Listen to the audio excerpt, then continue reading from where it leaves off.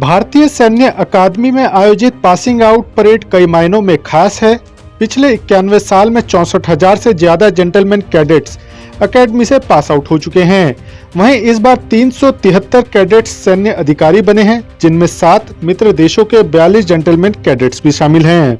भारतीय सैन्य अकादमी से पास आउट होने के बाद देश सेवा को भावी अधिकारी यहाँ पर मिल चुके हैं। साफ तौर पर तस्वीरों में आप देख सकते हैं कई सेना के अधिकारी ऐसे हैं जिनके फैमिली बैकग्राउंड की अगर बात की जाए तो अमूमन ऐसा नहीं है कि कहीं से उनको ऐसी प्रेरणा मिली हो कि भारतीय सेना में जाना है।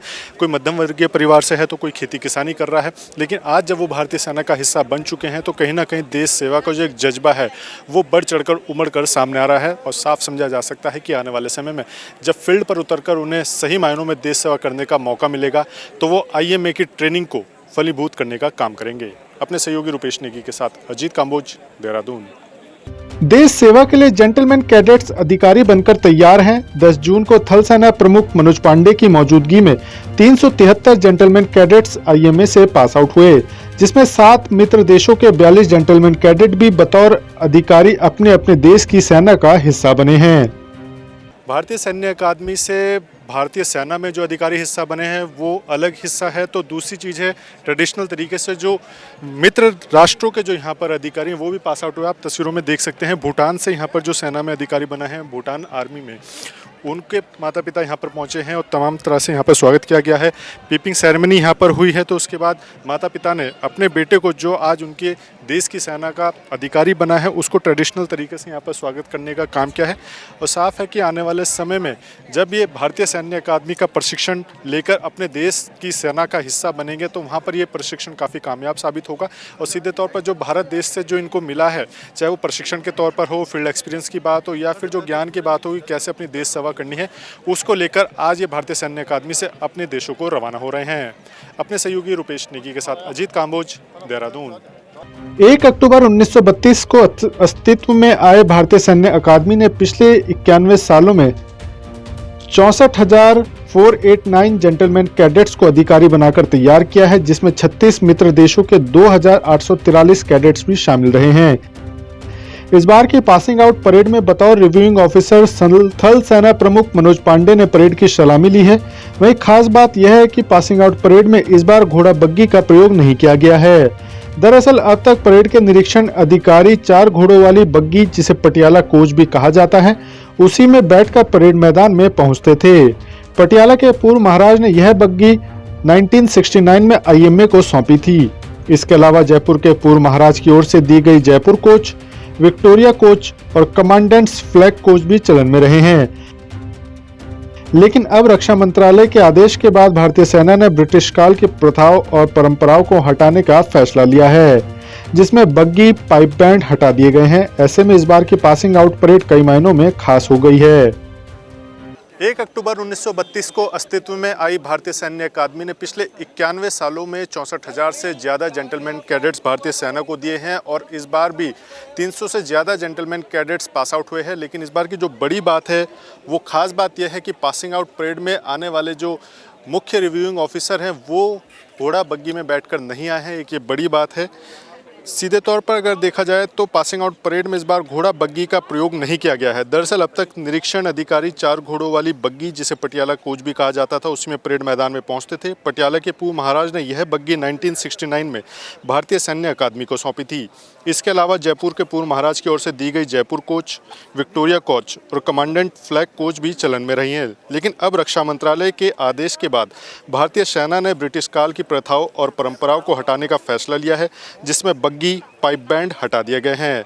ऐसे में इस बार की पासिंग आउट परेड कई मायनों में खास हो जाती है। साफ है कि केंद्र सरकार और रक्षा मंत्रालय की अगर बात की जाए तो तमाम वैसे फैसले लेने का काम कर रही है जिसमें ब्रिटिश काल की छाप नजर आ रही थी। और सीधे तौर पर राजधानी देहरादून स्थित भारतीय सैन्य अकादमी में आयोजित होने वाली पासिंग आउट परेड में भी सीधे तौर पर घोड़ा बग्गी का प्रयोग इस बार नहीं किया गया है। कैमरामैन रुपेश नेगी के साथ अजीत काम्बोज, देहरादून। भारत देश की सेवा करने का सपना देखने वाले हर युवा का सपना होता है IMA से पास आउट होना। वहीं जिसका नतीजा है कि हर साल सैकड़ों की संख्या में युवा भारतीय सेना का हिस्सा बन रहे हैं। कोई परिवार से प्रेरणा लेकर सेना में आया है तो किसी ने प्राइवेट नौकरी को छोड़ा है। वहीं किसी ने खेती किसानी के बीच पलकर देश सेवा को चुना है तो किसी ने अपने घर की परंपराओं को आगे बढ़ाने का काम किया है। ट्रेनिंग पीरियड काफ़ी अच्छा रहा। हम 3 साल इंडिया में ही ट्रेनिंग करके आए थे।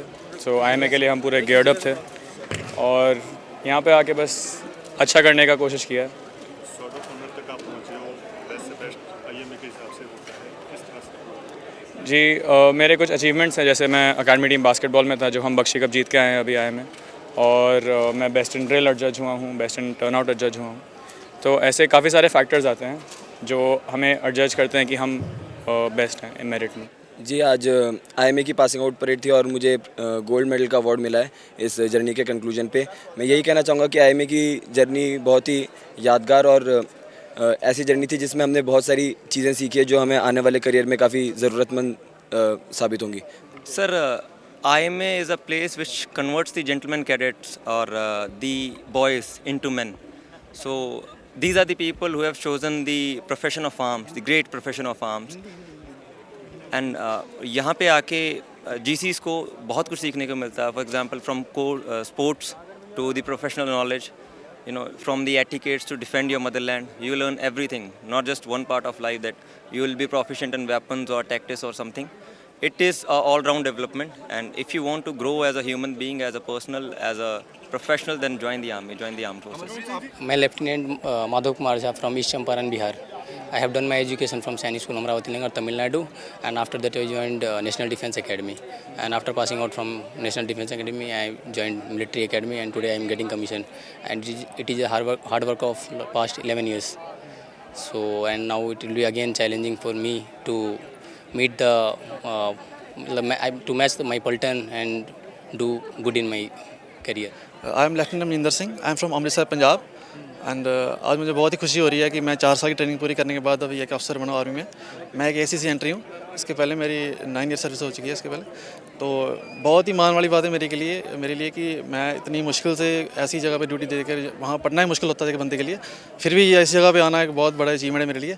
और मैं एक बहुत ही नॉर्मल परिवार से आता हूँ कि मेरी बैकग्राउंड में कोई फौजी नहीं, पहले कोई अफसर नहीं है. तो मेरे पेरेंट्स के लिए ये बहुत ही खुशी वाली बात है.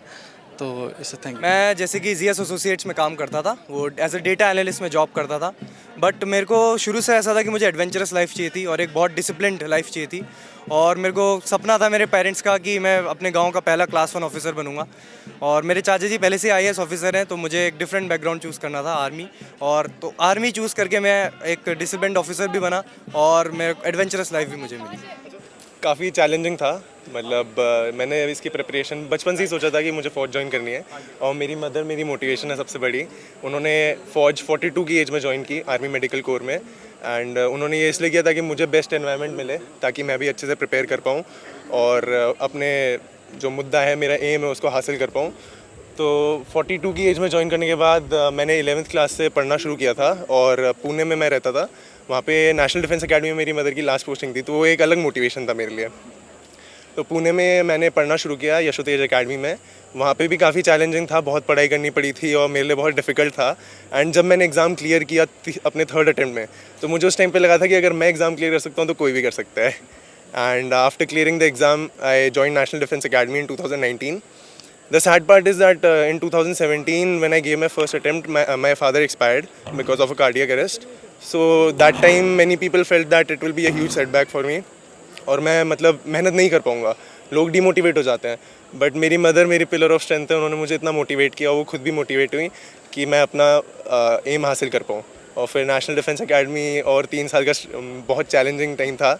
और वो भी मेरे कोर्समेट्स जिनके सपोर्ट से, मेरे इंस्ट्रक्टर्स, पेरेंट्स और मेरे सर हैं, उनकी सपोर्ट से मैं कर पाया. And finally Indian military academy में आज मेरा पासिंग आउट डे है. IMA का कड़ा प्रशिक्षण प्राप्त करने के बाद आज ये नौजवान भारतीय सेना में अधिकारी बन चुके हैं और आप देख सकते हैं तस्वीरों में सीधे तौर पर अब ये यहाँ से पहला कदम पार कर रहे हैं जो सीधे तौर पर भारतीय सेना की तरफ जाता है और उसके माध्यम से अब ये देश सेवा में सीधे तौर पर उतर चुके हैं. उम्मीदें बड़ी हैं, प्रशिक्षण कड़ा था तो साफ है कि देश सेवा को लेकर जो मेहनत इनकी तरफ से की गई वो भी और बेहतर होगी. अपने सहयोगी रुपेश नेगी के साथ अजीत काम्बोज, देहरादून.